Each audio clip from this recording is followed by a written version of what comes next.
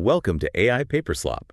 We are skipping the pleasantries and getting straight to the core of, honestly, an incredible new paper today. Yeah, this one is pretty massive. It's called TurboVLA, Real-Time Vision Language Action Model, at 32 Hz on an RTX 4090 with less than 1 GB VRAM. This is from researchers at Wazan University of Science and Technology and Huawei Technologies. Right, and if you are an ML engineer or, an AI researcher working in robotics, the numbers here demand your immediate attention. Absolutely. So here's the headline. This model hits an astonishing 32 Hz real-time execution rate. That is just 31 milliseconds of latency. Which is insane. Right, and it's running locally on a standard, consumer-grade RTX 4090 GPU. They shrank the entire policy down to this ridiculously lightweight 0.2 billion parameters using less than a single gigabyte of inference VRAM. And by doing that, they completely bypass the need for those massive remote server networks, all while hitting a peak average task success rate of 97.7%. Yeah, that 31 millisecond latency really is the defining metric here. It is. To understand why this massive reduction in size and latency is such a structural breakthrough for the field, we really have to look at the current meta in vision language action, or VLA models. Right. Because right now, the industry is heavily skewed toward these LLM-centric remote server setups. The paper actually compares TurboVLA's execution to models like Pi 0.5. And those are the absolute giants of the field. Right. Oh, massive. They use these huge foundation language models as their reasoning engines. Because they're so large, we are talking billions and billions of parameters. You physically cannot run them on the edge hardware built into the robot itself. The robot just doesn't have the compute or the VRAM for it. Exactly. It just doesn't fit. So in that setup, the robot acts merely as a sensory terminal. It just outsources all of its thinking. Precisely. And that introduces, frankly, the single most critical bottleneck in physical robotics today. The network latency. Right. Let's break down the actual path of the data based on what they show in the paper. When you rely on a remote LLM-centric VLA, the robot has to first capture the visual observation from its cameras.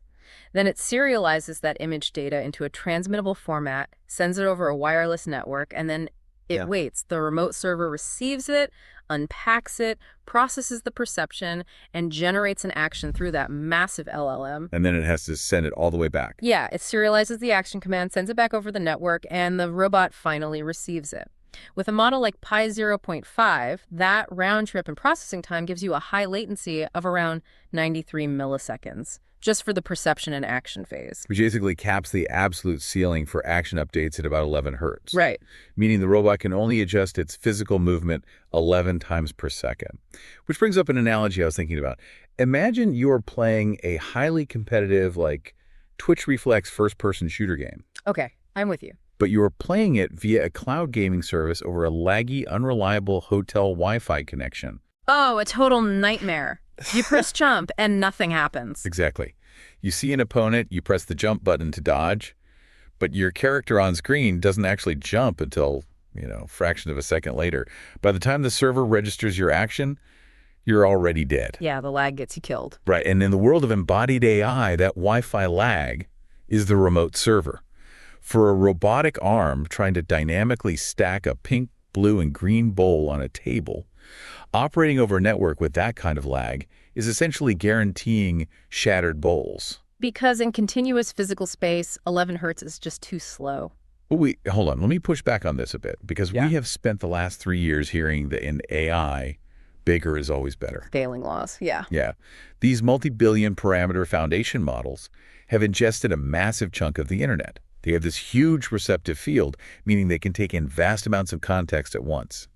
They are objectively smarter in terms of semantic understanding and logical reasoning. So why does a fraction of a second of latency matter more than raw reasoning power? If a robot is just trying to pick up a deck of cards or a stapler, it's not dodging bullets. Shouldn't the smarter model figure out how to grab the stapler perfectly, even if it takes a tiny bit longer to think about it? That is the exact assumption driving the push for massive remote models. Yeah. But it fundamentally misunderstands the difference between discrete text generation and continuous physical control. How so? Well, think about the physics of movement. When a robotic arm swings to grab a stapler, there is physical momentum involved. Slight variations in motor friction, gravity, torque, or even just the millimeter by millimeter placement of the object, those compound continuously over time. Oh, I see. So if you have a smarter model that only updates at 11 hertz, the physical state of the world has already changed significantly by the time the next action command actually arrives at the servos. So the command it receives is essentially outdated the moment it arrives. The paper explicitly highlights this mechanism. They actually call it the problem of unfinished actions. Unfinished actions. Yeah. Imagine the robotic arm realizes it's swinging slightly too far to the left. It sends that visual data to the cloud. The cloud LLM, which is brilliant, calculates the absolute perfect trajectory correction. Right. But because of that 93 millisecond delay, the arm has already continued swinging too far left based on the previous command. It can't course correct in time. The physical world simply moves faster than the network. Wow, okay, so by operating at 32 hertz natively on the edge, TurboVLA creates this really tight, highly responsive feedback loop. Exactly. It can instantly adjust to minor physical perturbations before they compound into a failure. It's like the difference between writing a highly detailed, brilliantly reasoned email explaining the physics of catching a baseball versus just instinctively throwing your glove up in a fraction of a second when a ball flies at your face. Reflexes win in the physical domain, every time. But this brings up a massive engineering question for me. If smaller is faster, how do we make a 0.2 billion parameter model smart enough to actually map visual observations and language instructions directly into physical movements? Right, how do you fit the brains into that tiny package? Yeah. What is the actual mechanism inside TurboVLA that allows it to cut the cord to the remote server and still succeed? The breakthrough here is in their core architectural innovation, which they call bidirectional vision-language interaction. Bidirectional interaction. Yeah. And to really grasp the mechanics here, we have to look at their ablation studies, which is where researchers strip away parts of the model to see what's actually doing the heavy lifting. Right, testing all the different parts. They tested 4 different interaction designs to see how best to fuse a language instruction, like stack the 3 bowls, with the visual features coming from the robot's cameras. And they do this before passing that data into the action chunk decoder. Let me actually define that real quick for anyone who is living in the robotics weeds every day. Go for it. The action chunk decoder is basically the final layer of the model. It takes all the model's complex understanding of the scene and spits out a sequence of literal motor torques or joint positions for the robot to execute over a short time window. Exactly right. So the goal is to make the vision and language data as perfectly aligned as possible before it hits that decoder. Got it. First, the researchers tried a baseline setup without interaction. They processed the visual features through a vision encoder, processed the text instruction through a text encoder, concatenated them together, and just fed them directly to the action chunk decoder. Meaning the vision system and the language system never actually talk to each other to figure out the context. They just hand their separate reports to the decoder and say, here you go, you figure it out. Pretty much. And that baseline achieved a 95.2% average success rate. Which is decent. It is, but it's obviously leaving a lot of precision on the table. So next, they tested a unidirectional flow called language queries visual. Okay, how does that work? They used a cross-attention mechanism, which is a mathematical way of letting one set of data search another for relevant information. Here, the language features act as the queries, and the visual features act as the keys and values. So conceptually, the text instruction is looking into the visual scene to find what it needs. Exactly.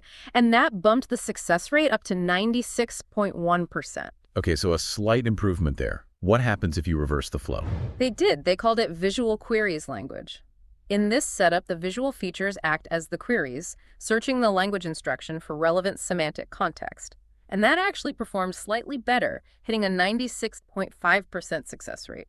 Wait, why would visual querying language work better than language querying visual for a physical robot? Yeah. That feels a bit backward. Well, think about the representation space. If language queries visual, the text representation updates, but the visual map of the table remains static. Okay. But if the visual features query the language, the mathematical representation of the geometry, like the spatial coordinates of the table, actually gets tagged with semantic meaning. Oh, I see. The model's internal map now highlights the blue bowl specifically because the text told it to care about it. For a physical manipulation task, enriching the spatial map is just slightly more valuable than enriching the text. That makes total sense. But neither of those is what TurboVLA actually uses, right? No. The final setup, the one that cracked the code, is bidirectional interaction.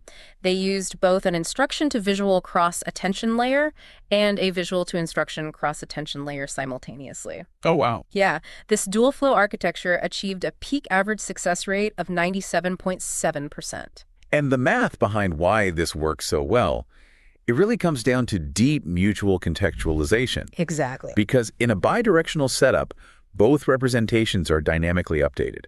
The visual features are refined to focus on the specific objects mentioned in the instruction, while simultaneously, the language features are grounded in the current physical reality of the scene. Beautifully put. The word stack doesn't just mean a general concept anymore. It takes on a highly precise mathematical meaning in the model's latent space, because it is directly attending to the current geometric arrangement of those specific balls on that specific table. Both modalities just inform and refine each other deeply. Yeah. You are essentially pre-digesting the complexity of the task through this mutual alignment. The vision and language systems perfectly synchronize their definitions of the world before they ever reach the action chunk decoder. Which takes an immense amount of heavy lifting off that final decoder, and that is exactly what allows that decoder to stay so small and fast. But this leads directly to a causality problem for me. If bidirectional cross-attention is doing so much heavy lifting, and it works so beautifully to align the data, why not just stack 100 of those interaction layers in the model? Right, just scale it up. Yeah. How did they prevent the architecture itself from becoming a massive computational bottleneck that ruins their 32 Hz speed? That is the eternal constraint management problem in deep learning. The researchers ran extensive empirical tests to find the absolute limit of what this 0.2 billion parameter model could actually handle. Finding the sweet spot. Yeah, they focused heavily on two practical hyperparameters, n, which is the depth of those bidirectional interaction layers, and h, which is the action horizon. Let's look at the depth n first. Okay, so when they moved from n equals 2 to n equals 4, the average success rate jumped from 93.5% to 95.7%, and pushing it to n equals 6 gave them their peak performance at 97.7%. Which makes intuitive sense based on what we just discussed. You're adding more layers of mutual contextualization, giving the model more mathematical opportunity to deeply align the vision and the language vectors. Right, but here is the fascinating part. When they pushed it to n equals 8, the performance actually degraded. It dropped down to 96.6%. Okay, let's unpack this. Usually in deep learning, more layers give the model more context. Why does a deeper model suddenly make this robotic arm worse at, say, picking up a rolling pin? We have to remember the strict mechanical constraints of ultra-lightweight architectures. A 0.2 billion parameter model has a very limited capacity for information. Right, it's tiny. So when you increase the number of interaction layers to n equals 8, you are adding depth without proportionally increasing the width of the network. In a highly constrained parameter space, too many layers means the mathematical gradients have further to travel during training. Which creates an optimization bottleneck. The model is essentially too small to effectively utilize the extra depth without tripping over itself. The paper points out that it makes optimization significantly more difficult. And crucially, the model becomes highly susceptible to overfitting on the training distribution. Oh, because it's memorizing rather than learning. Exactly. With too many layers forcing alignment, the representations become hyper-specialized to the exact lighting conditions or bowl placements seen in the training data. When it encounters slight variations in a real-world physical test, it lacks the robustness to adapt. It loses its generalization. And we see an almost identical degradation phenomenon when we look at the action horizon age. We do. Let's explain what this is doing mechanically. The action horizon is basically how many future steps the model tries to predict and output at once inside its action chunk. Right. So performance improved from 96.4% when H was 8 up to the peak of 97.7% when H was 12. But when they extended the prediction horizon further to an H of 15, the success rate dropped to 95.6%. Which, again, is counterintuitive if you only study large foundation models.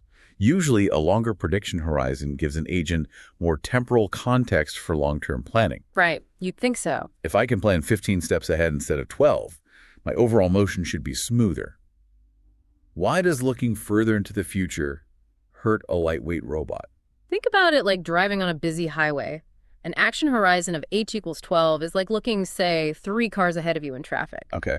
It provides just enough temporal context to know when you need to start braking smoothly for a slowdown, But an action horizon of h equals 15 is like trying to monitor the brake lights of 15 cars ahead of you simultaneously. You just get overwhelmed by data that isn't immediately actionable, and you end up rear-ending the guy directly in front of you.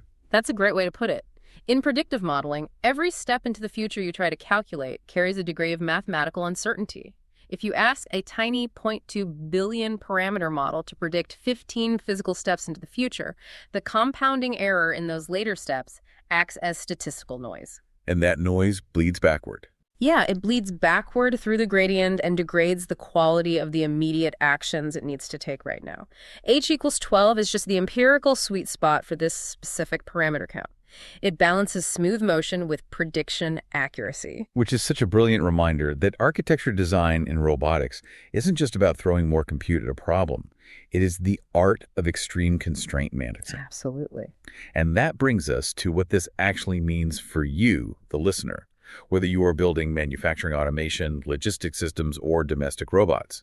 We need to talk about how TurboVLA is aggressively shattering the current Pareto front of embodied AI. Right. And the Pareto front in this context is the theoretical boundary, where you cannot improve one metric like task success rate without worsening another like inference latency or model size. It's the ultimate trade-off curve. Exactly. And for a long time, the entire field was trapped on a very specific curve. If you look at the landscape of AI research right now, most high-performing VLA policies are absolute behemoths. Models like Evo1 or CogVLA, they sit comfortably in the multi-billion parameter regime. They're huge. They require massive amounts of VRAM. They often need complex system-level optimization just to run without crashing. And as we discussed at the top of this deep dive, they suffer from high latency because of that network hop. And that high barrier to entry has centralized a massive amount of robotics research. If you're an engineer tasked with deploying robots at scale in real-world, unpredictable environments, you face a logistical nightmare. Well, absolutely. Because if every single robotic arm on an assembly line requires its own constant connection to a rack of enterprise-grade cloud GPUs just to infer actions, the deployment math becomes economically unfeasible. You have network instability, massive compute costs, and the physical latency bottleneck we analyzed earlier. And that is the consumer-grade revolution that TurboVLA represents here. By achieving a 97.7% average success rate while running entirely on the edge, it fundamentally decentralizes robotic deployment. It really does. It uses less than 1 gigabyte of inference VRAM. You can run this on a standard off-the-shelf RTX 4090 that you can buy at a local computer store. You cut the cord to the cloud entirely. You remove the network latency variable from your engineering stack completely, and you just rely on raw 32 Hz reflex speed to get the job done locally on the machine. It forces a hard reevaluation of our priorities in model design. The prevailing assumption has long been that generalization and high performance require massive scale. Right. Bigger is better. But TurboVLA proves that architectural efficiency, specifically through things like bidirectional interaction and rigorous hyperparameter tuning tailored to the physical constraints of the task, can yield a highly capable policy that operates comfortably within the constraints of edge hardware. You literally don't need a massive server farm to figure out how to stack some bowls on a table. You don't, which leaves us with a broader theoretical question for you to chew on today. Let's hear it. If a highly optimized 0.2 billion parameter model running locally at 32 Hertz fundamentally outperforms a massive multi-billion parameter LLM running over a network at 11 Hertz for physical manipulation, at what point in the evolution of embodied AI does raw physical reflex and feedback loop speed entirely supersede complex, generalized semantic reasoning? That is a fascinating way to frame it. As an industry, are we currently over-indexing on building smart robots when the physics of the real world dictates that we should really be prioritizing fast robots? If you are building the next generation of embodied AI, that is exactly the kind of question you should be asking yourself. Thank you for joining us for this deep dive into the source material. We will see you on the next edition of AI Paper Slop. Keep your latency low and your action horizons optimized.